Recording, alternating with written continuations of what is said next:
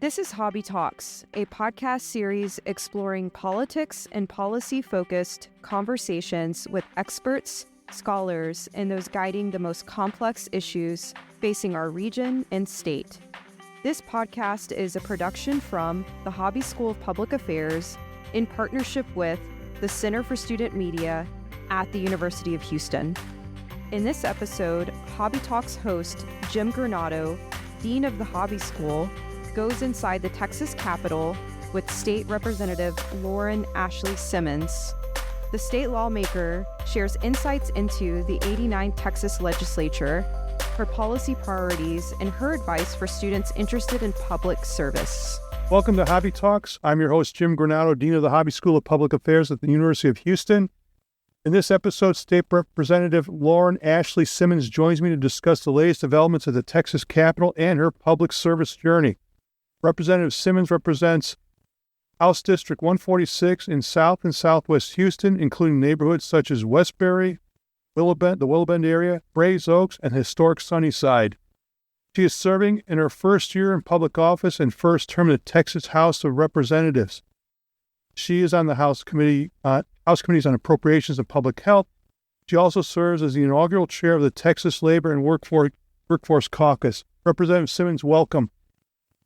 Thank you so much for having me. How's it going? Well, we'll see you tomorrow when we play Duke. You know what? I'm a Longhorn, but I grew up in Third Ward, so I'm definitely, keeping my fingers crossed. And I have lots of Cougar friends. Actually, the person I was just speaking to on the phone is all amped up for tomorrow. So I'm excited for you guys. So the first thing I want to ask you is just your history, your personal history. So you say you're from the Third Ward. What was your journey leading up to this, all the way through college, and then where you worked and all these things? What happened? What did you do? How did you get here? So I grew up in Third Ward. I attended K through 12 right in Third Ward. So I'm a graduate of Jack Yates Senior High School. I ventured off a little bit, and I attended the University of Texas at Austin, where I studied African and African diaspora studies. And I think that's kind of really where my journey into the world that I'm in now started. Not necessarily from a political standpoint, but I became a mom at 19 years old, really young, my freshman year of college. It was not something that my parents obviously were, super happy about. And so we parted ways for a little bit. And I went from kind of just being this kind of clueless, middle class kid. You just don't have a lot of things to worry about in a real stable, environment like I was in, kind of thrust into this world where, me and my husband were young and just trying to figure life out. And it was really hard. It was really hard being a young mom. It was hard, trying to navigate just the systems that you have to rely on when you're, so impoverished. And what I knew is that I'll eventually, be able to climb out of this and, I'll get a good job. I'll be able to work and hopefully, and the plan was to go to law school, but I knew the circumstances for the people that I lived around because I moved out of traditional student housing. I lived in East Austin for a few years. And I knew a lot of the people that I was building community with that actually were helping us to survive did not have the same opportunities in front of them and more than likely would be right where I left them. And so I think for me, I knew I needed to do something meaningful with my life. I wanted to figure out how do I help. And so we, came back to Houston and I spent a little time working in the after school program. Oh, excuse me, I was a resident service director at a nonprofit where we were housed in different kind of lower income tax credit apartment communities. And I just coordinated services, did civic engagement work, really just tried to provide a robust experience for the residents in whatever way that meant. But one of my favorite aspects of that job was the after school program that I was able to run. But it really became emotionally draining because you just see all the problems that you can't fix. And I transitioned out of that work and got into the labor movement. It's just kind of, I always kind of say this little silly line of, everybody has to work. Everything we need to survive costs money. So, let's figure out how we can make working suck a little less. And that was just kind of the way that I went about the work that I did. And so I started off with the State Employees Union, which, funny enough, I am now a member of that union as a state legislator because I'm technically a state employee. And then from there, I spent almost 5 years with the Teachers Union. And that's kind of really where I really kind of just developed and I think sharpened my political analysis. I was able to start kind of connecting the dots between the politics of public education and how that just kind of permeated everything that we think about. Education is the foundation, for which we are able to go on to achieve higher things, be that college or entering the workforce. And directly tied to that is where you live, where you send your children to school, what type of healthcare you're able to access. It's all directly, connected to that. And so I really just became, fully immersed in not just, supporting and working for teachers and in the labor movement, but how do we fix some of these systems that are really broken and not serving us as well? And then from there, I kind of joke about this, but I ended up working on a campaign for a friend. So our now city controller, I was his political director. And it was really just, doing something, I hadn't done before, wanting to make some extra money. But I was very clear with the team, for early on, it's like, hey, this is not my world. I'm never gonna see y'all again after this. I'm going back to the world of organizing that makes sense. I'm not a politician. And so I think I said that so much to the point where God heard me and laughed and said, you know what?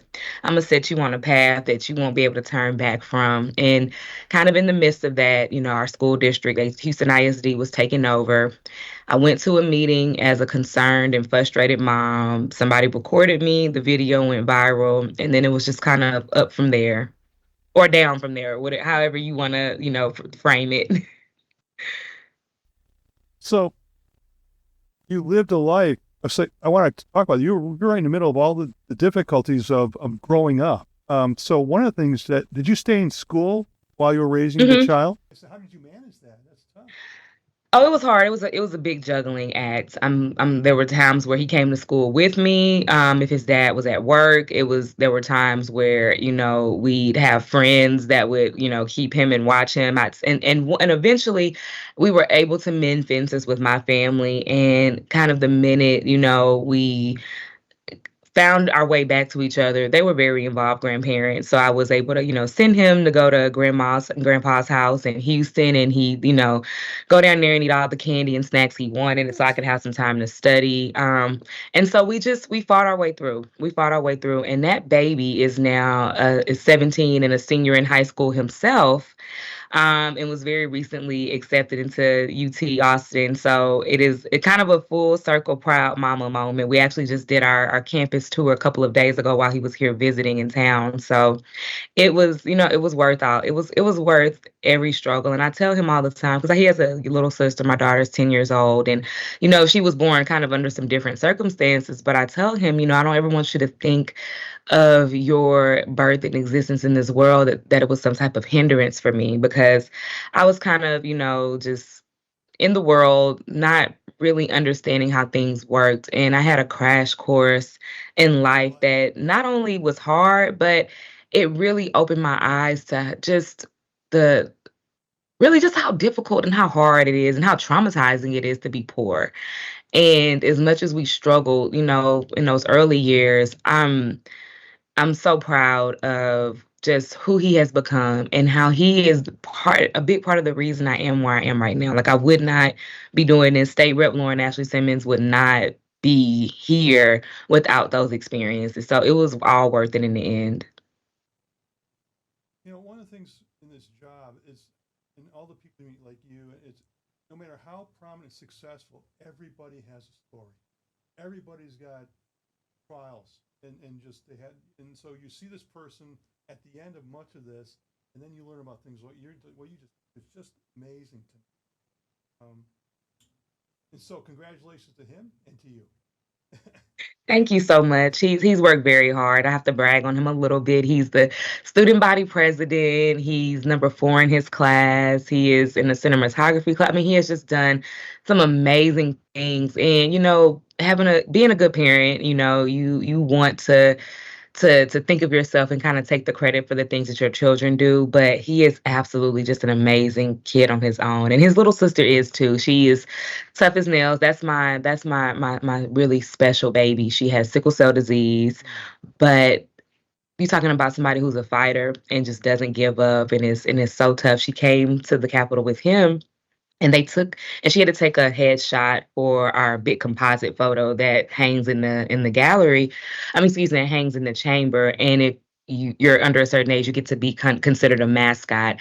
And so the photographer, who I really had never even spoken to that much, came up to me. He said, "Man, your daughter is just amazing." She was very assertive. She was telling us what angle she wanted, and so I'm gushing about my children because as much as this has been a huge sacrifice for all of us involved, I'm so happy that they get to experience this journey with me.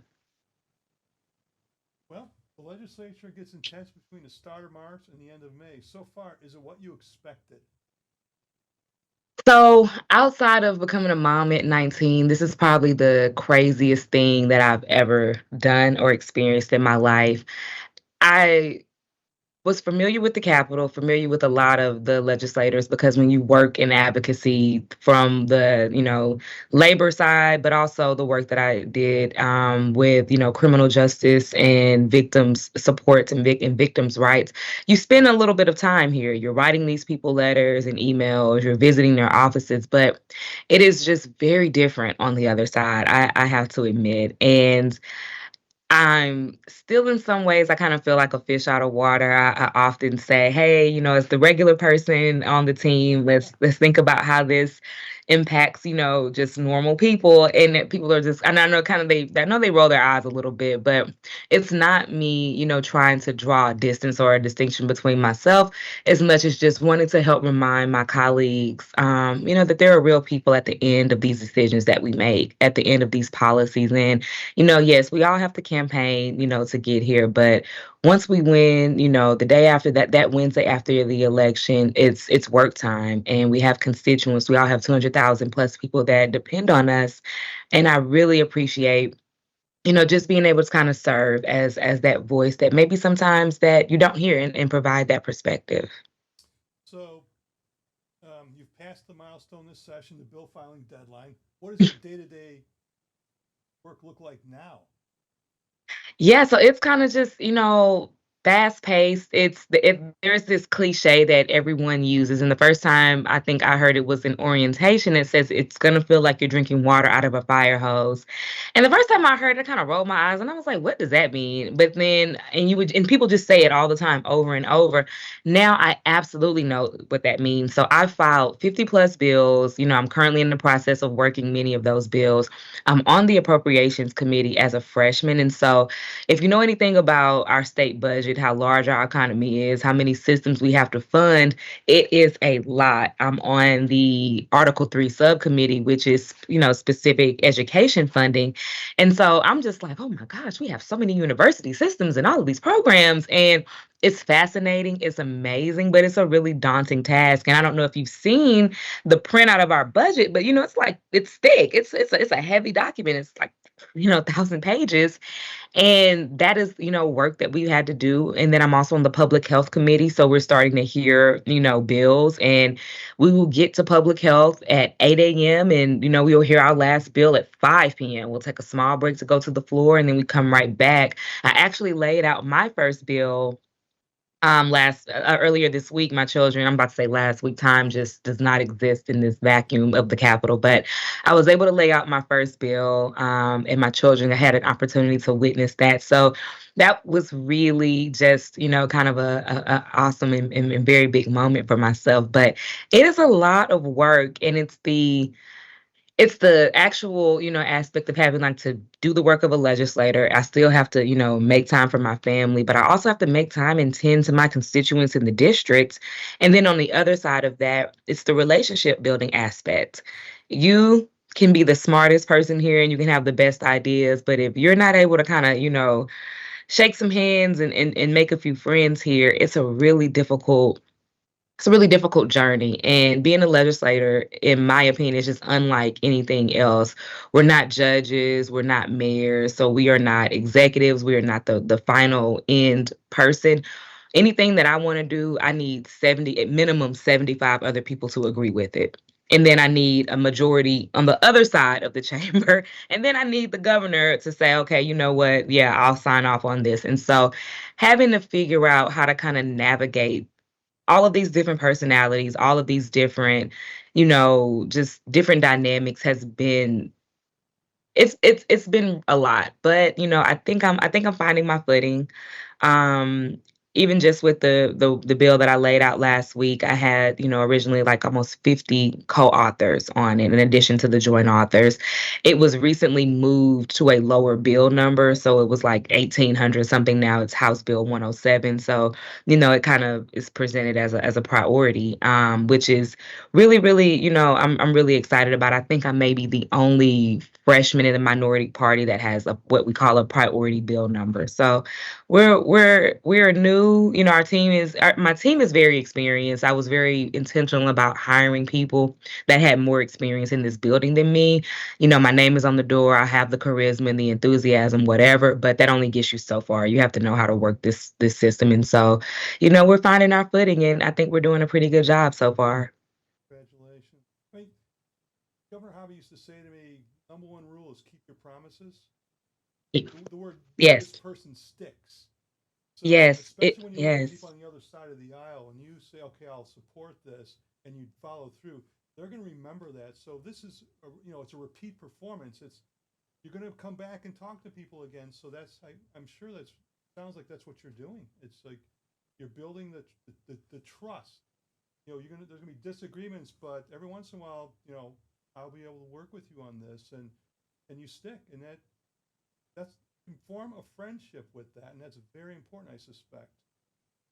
No, it really is. And what I tell, anybody from other members, stakeholders, lobbyists, my yes is a yes and my no is a no. And if I feel like I need to shift, I'm gonna be very, very, forthcoming. And because sometimes information changes, things changes, bills change, language changes. And so if I have to, shift my stance on something, I want to be very transparent about it. But if I tell you that I'm gonna do something, if I tell you that I'm not gonna do something, then I want my word to be my bond, because I want people to be honest with me. I want people to be able to work with me and have faith. And that's a lot of what happens here, especially being in a minority party. I have to make sure that my caucus is supporting me, and I have every support of every single Democrat. But also, to get anything done, I need 14 Republicans minimum to also sign on to it. And so there's a lot of trust that has to be built, because ideologically,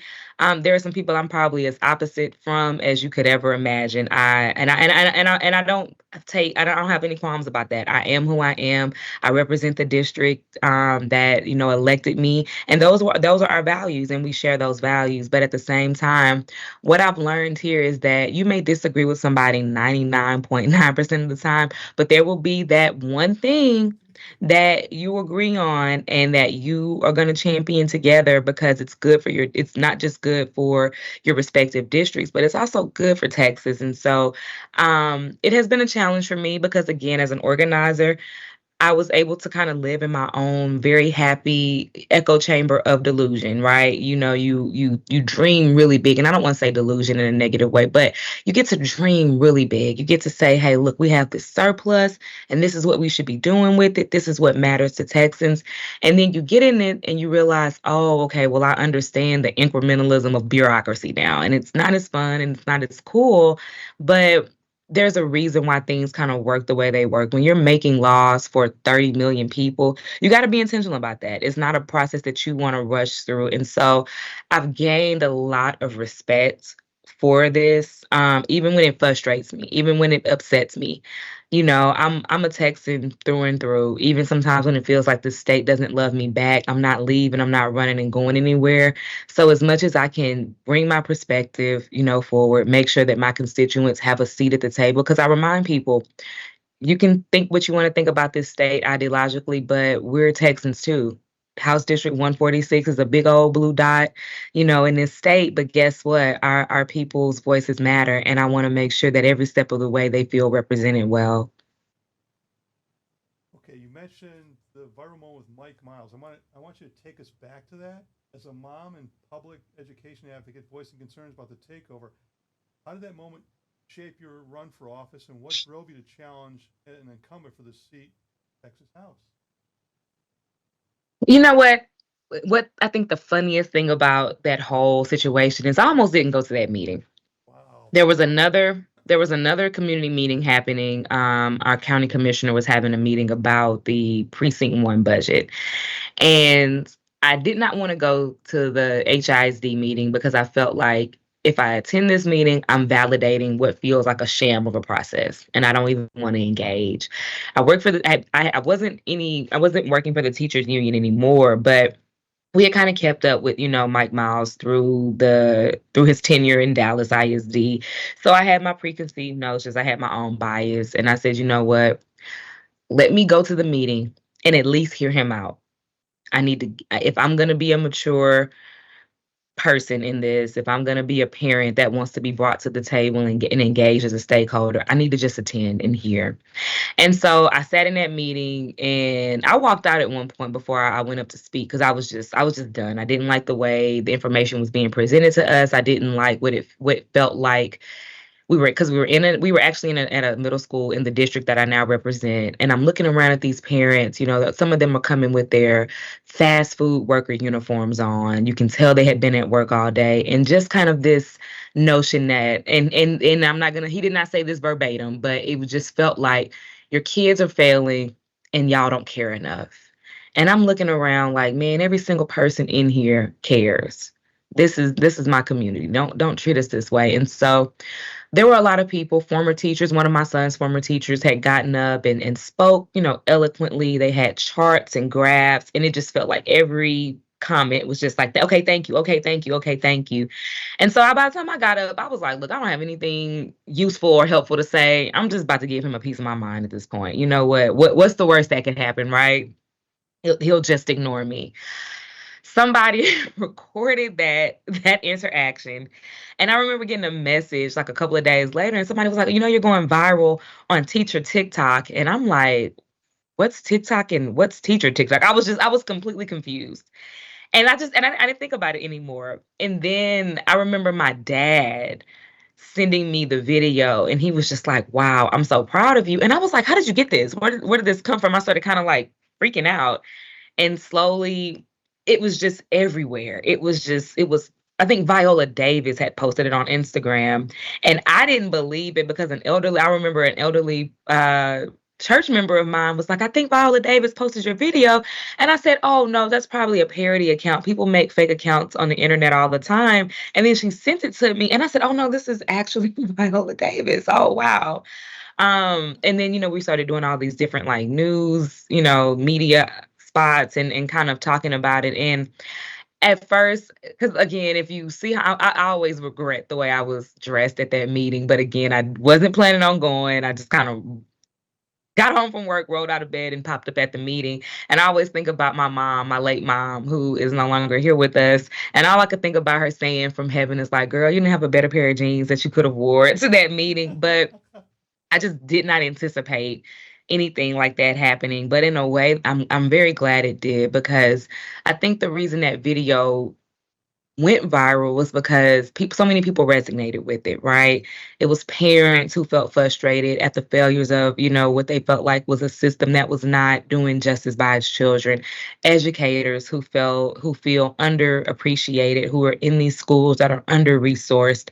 Even students, even older students. Like a lot of my son's friends were sharing the video and talking to him at school about like, man, I'm so glad your mom said this, because as much as we or were frustrated with the takeover, a lot of us have been kind of pushing back and fighting and trying to stand up for our kids because HISD in a lot of ways was a great school, is a great school district, or prior to the takeover, but there was a lot of disparity. Like my children go to school in Third Ward, and our schools don't look like the schools across town. We don't have the same bells and whistles, and so as much as some people comment and say, "Well, where were y'all a few years ago?" I was right there when HISD was getting taken to task by the feds over special ed. I was one of those parents who was in charge of that when we were talking about the way that recapture makes it really difficult for our district to be equitable because we don't fund our schools well in this state. I had been around, and as much as we wanted change and we wanted things to be better, you can look back at the history of takeovers in this state and even nationally, it just doesn't seem to work as well as we would hope. And so that was just a moment of my personal frustration that I really think helped bring some light to a movement that had already been trying to do the work of bringing attention to what is really going wrong with public education right now. So this is interesting that a moment in which you don't, what do I mean? You're going there almost by accident. You don't, the second thought, okay, you go. Okay, there's this explosion based on you saying what you said. How long does it take you from that moment, that night, just to say, I'm going to run for office? Is it weeks, months? It was a while. Running for office was a very hard decision. I loved my private life. I loved the work that I was doing.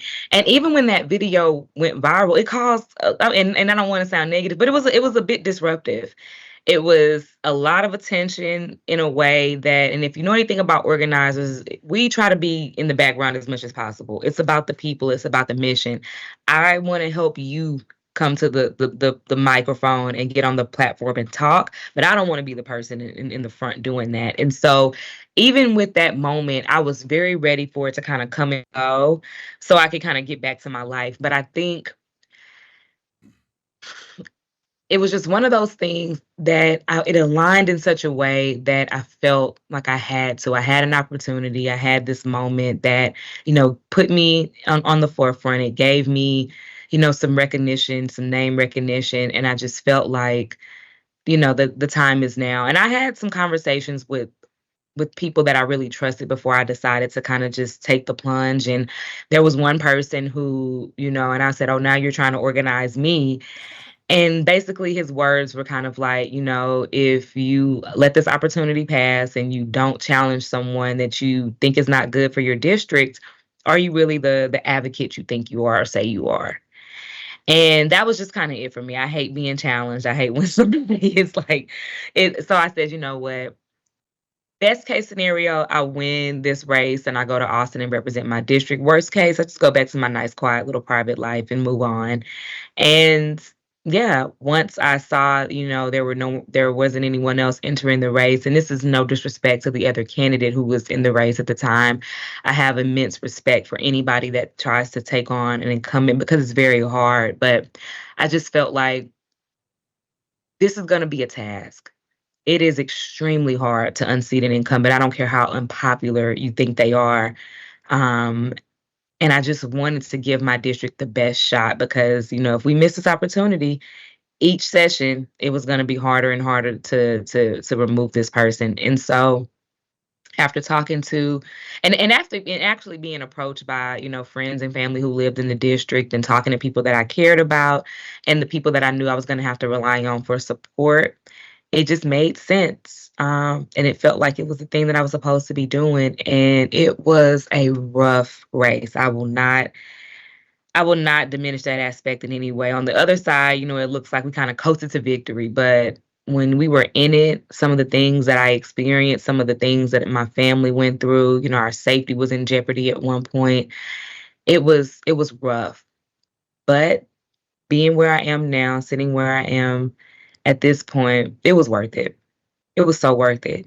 And I would have made that hard decision every single time because my district, my community deserved, and not to say I'm not a perfect person, I'm not a perfect representative, but I wanted them to understand that this job is hard, but it doesn't mean that you have to abandon your principles. It doesn't mean that you have to make sacrifices on the backs of people who are already hurting, who are already struggling and vulnerable. And like I said, it was worth it. It was, and I'm trying not to get teary eyed. It was something that I never ever set out to do and thought that I would do. But when I talked to those families who had trans children who left this state, when I looked at, the disparity that we see in Sunnyside and places like Westbury and within this district, I could not pass an opportunity to figure out if I can do a little bit better at this job, and I have to raise my hand and step up. Let's talk about a piece of legislation. You alluded to, I think, a bill that's moving up the transom, and I think you're talking about a bill called Tamara's Law. Is that correct? So that was my bill. Yeah, it's called Tomorrow. Children's Oh, Health tomorrow. So yeah, Education Legislation. yeah, tomorrow's bill. Sorry, So that was a childhood friend and sorority sister, that I considered a big sister who passed away a few years ago, while giving birth. And just thinking about the gaps in maternal and reproductive health that we have in this state, how Black women are disproportionately impacted. It was one of the things that I knew early on I wanted to do. And this bill, hopefully, once it begins to move and it makes it into law, will help solve this crisis.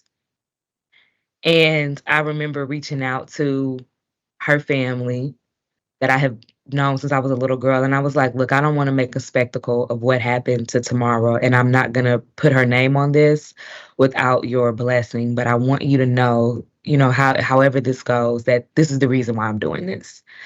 Um, when you look at, just the outcomes that Black women have, it is abysmal, regardless of class, educational attainment, access to healthcare. We are still dying. And racism is a big part of that. And right now, because of, the restrictive laws we have on abortion and just, kind of the political climate, we're not doing a good job of actually collecting information and data because, you know, the numbers don't lie.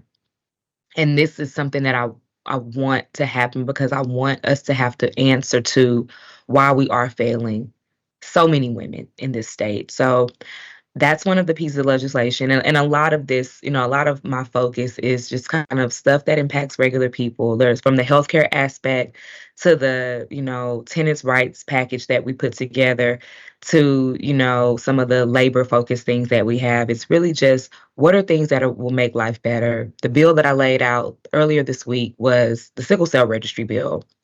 It was a bill that Representative Johnson and Senator Miles worked on really hard last session, and it was vetoed by the governor. And that was one of the things that I wanted to bring back because, as I mentioned earlier, my youngest child, my daughter, has sickle cell disease.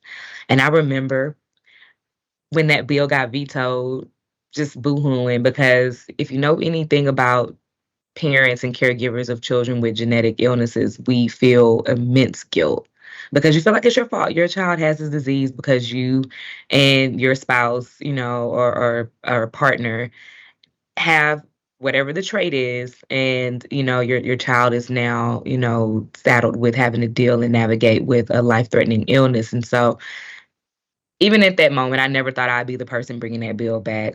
I knew that I was going to be advocating for it and hoping that somebody would bring it back and we would be able to get it across the finish line. But I was the one that did it, and that's why I say earlier, as hard as my race was, and as much of a sacrifice this process has been, being able to do these things, Right. and it just, yeah, it it just feels, I don't want to, because I can be hippy dippy sometimes, but it just feels spiritually and aligned in a way that as much as, again, as I always said, I would never do this. I know right now that I'm exactly where I'm supposed to be.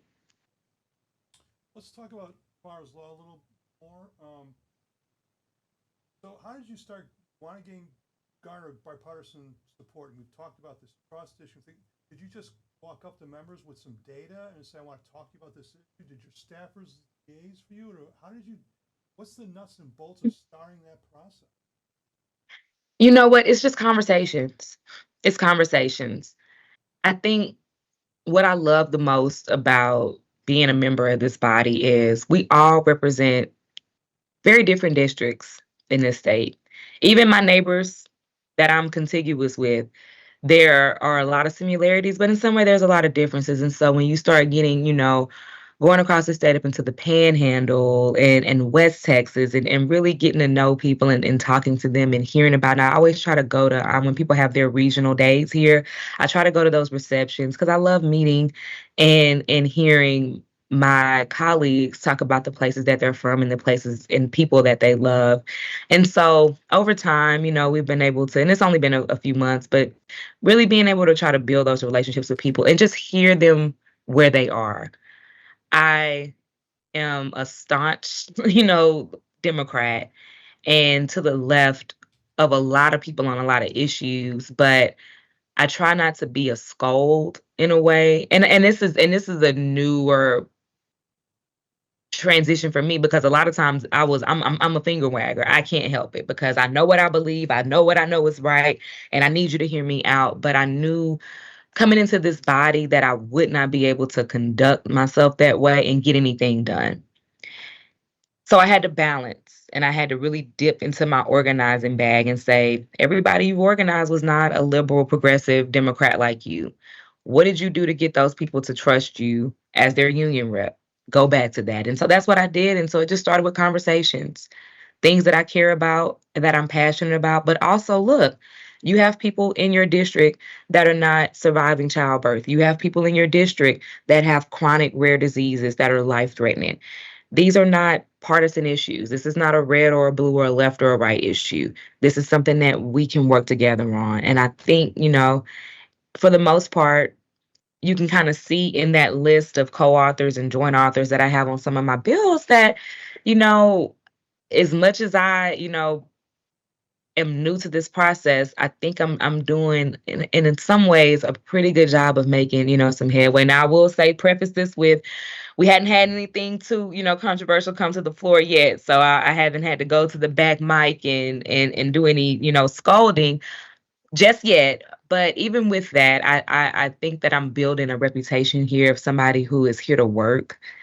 And that I am absolutely going to be an advocate and a voice for my district, but not in such a way that's going to detract from the process. Because I want for all of us to work on things that are good for Texas and that are good for Texans because I love this state. And the way that it's going right now, I don't think is the best direction for the people that are here. And I don't think we're doing a great job of making people want to come here. And before I give up and walk away, I'm going to fight like hell. And that may mean, some days I'm having to chastise some of my colleagues. And maybe some days I'm having to come sit down and have lunch and say, okay, look, I'm going to hear you out and you need to hear me out. And let's figure out how we can work together. But that's really just what it's been. And if you watch us, on our live stream when we're on the floor, I try not to sit in my seat too much because what I'm doing is I'm walking around, I'm saying hey to everybody, I'm talking to them about this priority bill that I care about. I'm asking them if they have things that are good bipartisan, pieces of legislation. Can I take a look at it? Can you send it to my office? Can, you need a co-author, you need a joint author. I try to build bridges where I can. And I think, so far so good. It's served me pretty well. Final question. This is for our students. What advice do you have for our students who want to make a difference in politics and government? Show up. Right now, you have so much more power than you even realized. As an elected official, I have to answer to my constituents, and I have to go in office and do work on their behalf. And so when they call, when they email, even sometimes, they are calling to disagree with a position that I've taken, I owe them the respect and dignity of explaining to them why I feel this way. You are already a part of this process, because one thing that I tell people, even if you're not into politics, politics is into you. You are a college student at a public institution in the state of Texas. So your very existence right now is political. I sit on the committee that ensures that our systems, have the funding that they need. And so you have a right to be engaged in this process. I'm a very non-traditional candidate in a way. I'm not an attorney. I'm not a business owner. I came to this work as an advocate and an organizer. And so saying all that to say, you may not even be thinking about running for office right now, but there may come a time where that there is an issue that is so compelling, that is so deeply personal to you, that you have to raise your hand and stand up. And there is nothing wrong with challenging the system. There's nothing wrong with saying, you know what, I don't like how things are going. I'm going to take that next step. And if you don't want to run for office, again, just be engaged in the process. I have interns right now that are young college students, and they may run for office in the future, or whatever industry that they go into, they have been able to be exposed to pull the curtain back and to understand just how deeply intertwined their everyday lives are with politics. That pothole in your street is politics and a policy failure. Not feeling safe on campus, that's politics. Not being able to afford to buy a home after you graduate is politics. And so when we are able to connect the dots between the systems that we have to live within and how it impacts our everyday lives, you can't help but want to jump head first in and say, okay, what can I do to help? And what can I do to make some change? Well, thank you. Representative Simmons, thank you for the insightful conversation and for being our guest on Hobby Talk today. And thank you for your investment in the next generation of leaders. We appreciate that very much. To our audience, we're grateful for your listenership. Stay tuned for more Hobby Talk episodes this season by visiting our website and social media platform. And again, Representative Simmons, what a pleasure. Great meeting you.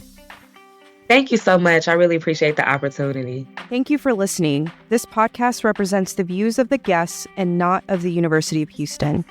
The Center for Student Media provided sound and engineering support, and Soundcast Music provided the podcast song. The series is produced by the Communications and Marketing team at the Hobby School of Public Affairs. For more information on Hobby Talks, including past and upcoming episodes, visit uh.edu/hobby/hobbytalks.